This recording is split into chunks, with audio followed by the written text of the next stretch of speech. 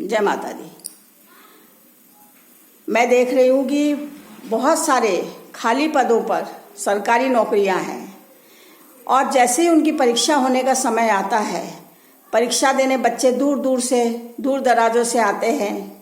पता नहीं किस मुश्किलों से आते हैं, कैसे उन्हें टिकट मिलती है, कितना खर्च करके वो आते हैं, कहाँ किस तरह रहते हैं, कैसे बेचारे खाते पीते हैं। परीक्षा देने का जब समय होता है तब अनाउंसमेंट हो जाता है कि पेपर लीक हो गया है, अब इस परीक्षा को रद्द कर दिया गया है।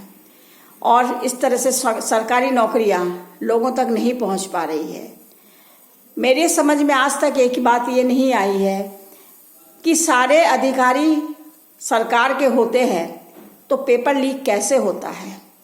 और ये गरीब बच्चे जो पढ़ लिख कर, उनके माता पिता ने कितनी मुश्किलों से उन बच्चों को पढ़ाया लिखाया है इस आस में कि मेरा बच्चा पढ़ लिख कर कुछ बने, सरकारी नौकरी, सरकारी पद पर जाए, लेकिन उनकी भर्तियां नहीं हो पाती है।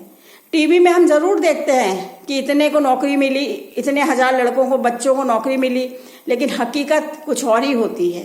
पेपर लीक के बहाने बच्चों का भविष्य के साथ खेला जा रहा है। सरकार को चाहिए कि इस दिशा पर ध्यान दे।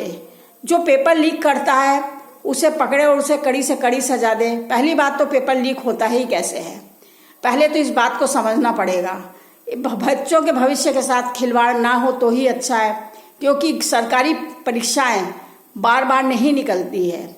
इसीलिए सरकार से मेरा यही अनुरोध है कि बच्चों को अगर पढ़ने लिखने के बाद भी नौकरी नहीं मिलेगी तो वो हिंसक प्रवृत्ति के बन जाते हैं और वो हिंसा करने पे उतारू हो जाते हैं। इसलिए सरकार से भी मेरी यही विनती है और हर किसी से, मेरी अधिकारियों से यही विनती है कि पेपर लीक को रोकने का कष्ट करें। जय माता दी।